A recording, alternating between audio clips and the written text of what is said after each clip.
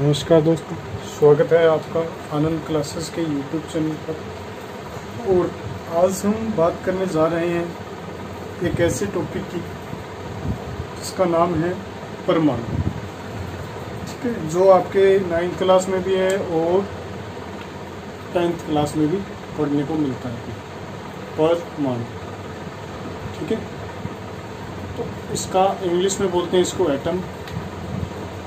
ठीक है, और इसको एटम बोलते हैं। जो ये शब्द है परमाणु, ठीक है, वो ये जो एटम शब्द है और हिंदी में जिसको अपने परमाणु कहते हैं, ये एटम शब्द ग्रीक भाषा के, ये एटम शब्द है वो ग्रीक भाषा के एटोमिया शब्द से मिलकर बना है। ठीक है, एटोमिया। ठीक है, इस शब्द से मिलकर के ये बना है परमाणु शब्द। ठीक है, परमाणु शब्द जो एटम है इंग्लिश के अंदर, ये शब्द किससे मिलकर के बना है? एटोमिया शब्द से मिलकर बना है। ठीक है, ये ग्रीक भाषा का शब्द है। कौन सा? एटोमिया। ये ग्रीक भाषा का शब्द है, इससे मिलकर के बना है ये। अब इसका अर्थ क्या होता है? ग्रीक भाषा के अंदर एटोमिया शब्द होता है, इसका अर्थ होता है न काटा जाने वाला। ठीक है, न काटा जा सकने वाला या न काटा जाने वाला। ठीक है, इसका अर्थ क्या है?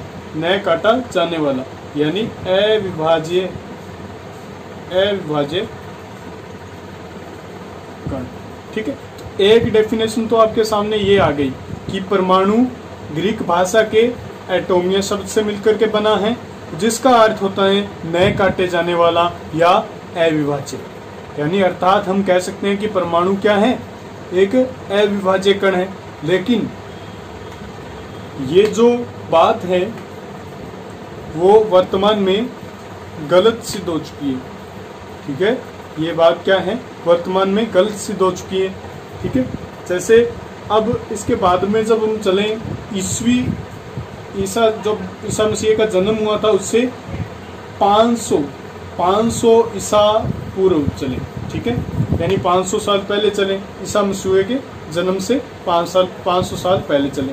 तो एक दार्शनिक हुए थे भारत के, जो दार्शनिक थे, यानी दार्शनिक जो अपने जो दर्शन शास्त्र का ज्ञान रखते थे अच्छे से।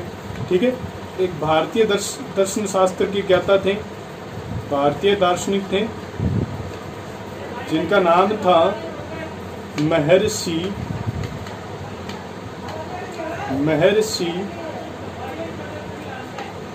कणाद।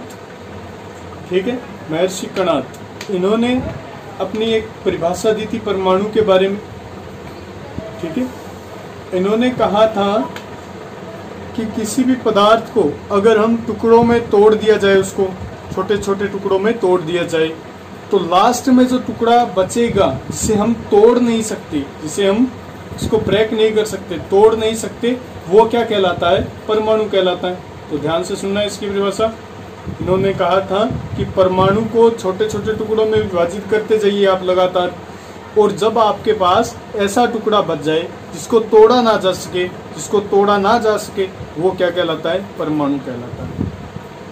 ठीक है, तो ये थी महर्षि कणाद की डेफिनेशन। ठीक है, ये क्या कहते हैं तो आप लोगों को याद रखना है। क्या याद रखना है? महर्षि कणाद के अनुसार परमाणु क्या है? एक अविभाज्य कण है, और ऐसा छोटे से छोटा कण है जिसे और तोड़ा नहीं जा सकता। तो ये थी महर्षि कणाद की जो परिभाषा थी। ठीक है, अब इसके बाद में अपन बात करते हैं। इसके बाद में भारत के एक और दार्शनिक आए थे, जिनका नाम था पकुधा काव्याम। ठीक है, पकुधा काव्याम। इन्होंने भी कहा था कि जब छोटे छोटे कण होते हैं भिन्न भिन्न रूप में पदार्थ के, उन सभी कणों को जो संयुक्त करते हैं तो परमाणु बनता है। ठीक है, पदार्थों के भिन्न भिन्न रूप होते हैं, और इन कणों के संयुक्त होने से, प्राप्त होने से हमें क्या मिलेगा? एक परमाणु मिलेगा। तो ये था, कहा था आपने, पकुधा काव्याम ने। ठीक है, अब इसके बाद में अपन बात करते हैं तो वर्तमान में क्या प्रचलन में है परमाणु के बारे में, ठीक है, वो अपने बात कर लेते हैं। तो वर्तमान में परमाणु की परिभाषा क्या है? एट प्रेजेंट, यानी वर्तमान में परमाणु की परिभाषा। तो क्या है वर्तमान में परमाणु की परिभाषा? परमाणु क्या है? एक विभाज्य कण है। परमाणु, ये वर्तमान की परिभाषा है। परमाणु एक विभाज्य कण है,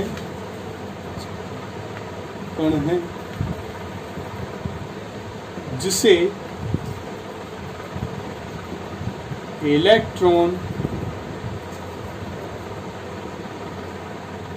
प्रोटॉन व न्यूट्रॉन में तोड़ा जा सकता है।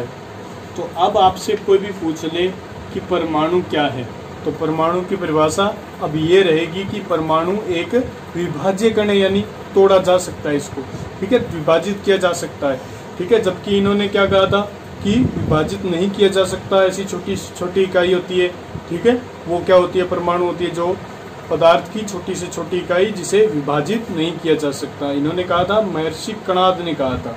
लेकिन वर्तमान में हम देखते हैं कि परमाणु होता है, उसके अंदर बीच में सेंटर में एक नाभिक होता है और उसकी कक्षाओं में इलेक्ट्रॉन चक्कर लगाते हैं, तो इसमें इसको विभाजित किया जा सकता है। एक परमाणु होता है ना, उसको अपने तोड़ सकते हैं, इलेक्ट्रॉन में, प्रोटॉन में व न्यूट्रॉन में तोड़ा जा सकता है, ठीक है। तो ये परमाणु के बारे में आपको पता होना चाहिए, साधारण सी बातें हैं जो आपको याद रखें, ठीक है।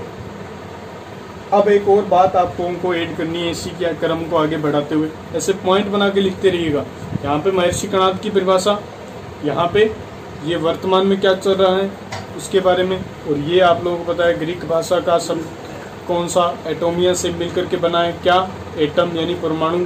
परमाणु शब्द की उत्पत्ति एटोमिया शब्द से हुई है, जो ग्रीक भाषा का है, और इसका अर्थ होता है नए काटे जाने वाला पदार्थ, ठीक है, या है विभाज्य कण।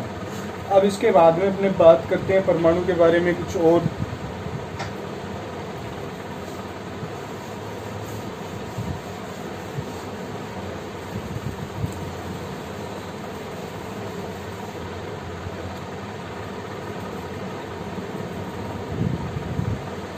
अब परमाणु के मूलभूत कण कौन कौन से होते हैं, या अपरमाणविक कण, ठीक है, इनको अपरमाणविक कण भी बोल देते हैं अपने, ठीक है, अपरमाणविक कण भी बोला जा सकता है इनको, ठीक है। ये कितने होते हैं? तो ये मूलतः मुख्यतः 3 होते हैं, ठीक है। परमाणु के अपरमाणविक कण कितने होते हैं? मुख्यतः 3 होते हैं, जो आपके लेवल तक है, ठीक है। तो परमाणु के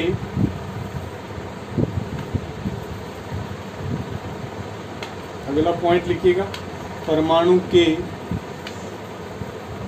अपरमाणविक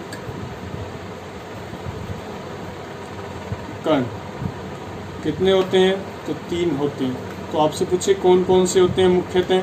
ये मुख्य रूप से 3 होते हैं, ठीक है, मुख्य रूप से कौन कौन से? इलेक्ट्रॉन, प्रोटॉन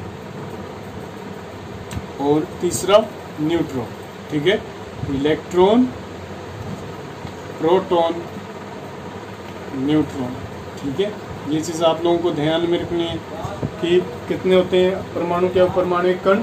3 होते हैं। यानी कोई भी परमाणु की बात करोगे आप लोग तो 3 चीज़ें तो अवश्य ही आएंगी उसके अंदर, इलेक्ट्रॉन आएगा, न्यूट्रॉन आएगा और प्रोटॉन आएगा, ठीक है। अब एक बात और ध्यान रखनी है आपको परमाणु के ही बारे में, ठीक है। तो परमाणु क्या होता है? मुक्त अवस्था में इसका अस्तित्व नहीं होता। यानी अगर आप लोग परमाणु को ला करके रख दोगे जैसे वातावरण के अंदर, तो इसका अस्तित्व नहीं होगा, ठीक है। यानी देख सकते हो आप लोग, परमाणु का मुक्त अवस्था में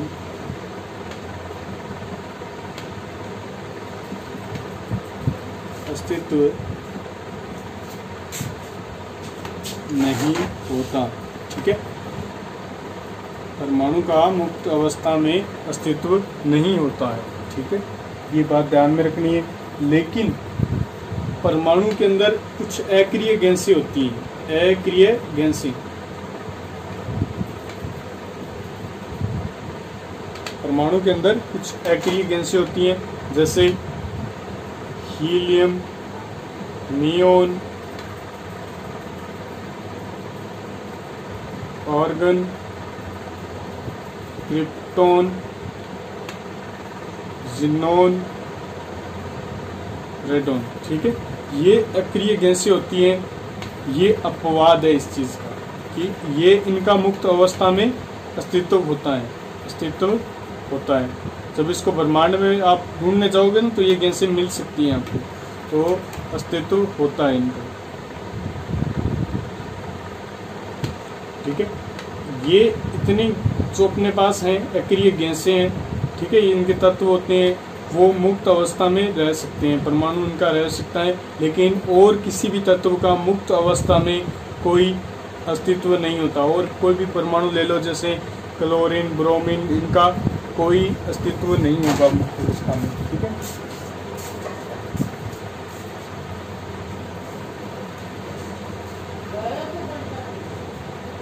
ठीक है, और एक ही तत्व के जितने भी परमाणु होंगे, जैसे हम क्लोरीन तत्व की बात करें, ये तत्व है, अब आवर्त सारणी के अंदर अपने पढ़ेंगे आवर्त सारणी, उसमें 17वां नंबर तत्व है ये।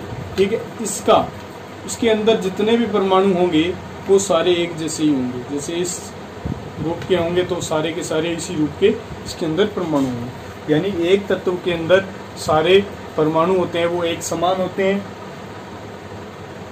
और अलग अलग तत्व लेंगे अपने तो इनमें अलग अलग होगा। जैसे Br ले लिया मैंने, ब्रोमीन, तो इसके अंदर अलग होगा। ठीक है, इसको याद करने की ट्रिक होती है, जैसे अक्रिय गैसों को कोई याद करना चाहे तो ये याद भी कर सकता है, ऐसे भी याद कर सकते हो, हरभजन, नेहरा, आगरकर,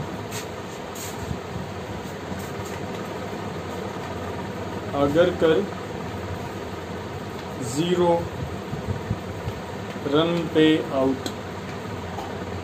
ठीक है, ऐसे भी याद कर सकते हो आप लोग इन तत्वों को। लेकिन ऐसे भी याद कर सकते हो, हनी, आर, कर, आकर, एक्शीरन। ठीक है, और इस तरीके से भी याद कर सकते हो।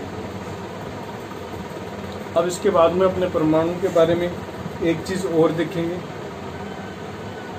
कि परमाणु शब्द किसने दिया था। परमाणु शब्द किसने दिया था, ये कई बार पूछ लेते हैं कि परमाणु शब्द किसने दिया था, तो आप लोगों का आंसर आना चाहिए डाल्टन ने दिया था ये सब। ठीक है, किसने दिया था, डाल्टन ने।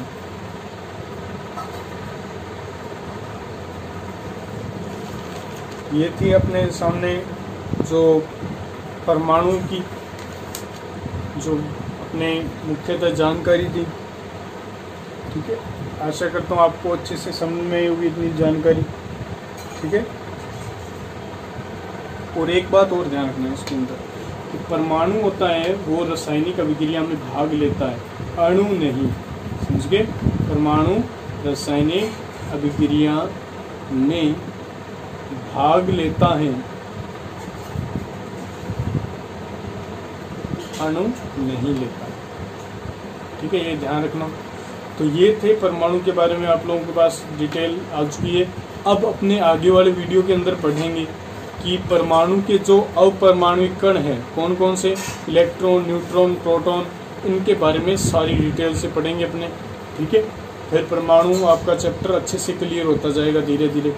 तो ये बातें आप लोगों को परमाणु के बारे में याद रखनी है। और एक चीज़ और, इसको परमाणु को न तो बनाया जा सकता है न ही नष्ट किया जा सकता है। ठीक है, एक चीज़ ये भी ध्यान रखना आप लोग कि परमाणु को रासायनिक अभिक्रिया के दौरान न तो बनाया जा सकता है न ही नष्ट किया जा सकता है। ठीक है, तो ये थी परमाणु के बारे में अच्छी अच्छी बातें जो आपको लगभग लोअर लेवल से हाई लेवल तक बढ़िया काम आने वाली हैं। ठीक है, तो आज के लिए इतना ही, और हमारे चैनल को ज़्यादा से ज़्यादा शेयर करेंगे और घंटी वाले बटन को भी दबा लीजिएगा ताकि आपके पास जो भी नई वीडियो बनेगी उसका नोटिफिकेशन पहुंच सके। ठीक है, तो धन्यवाद। आज के लिए इतना ही। शुभ दिन।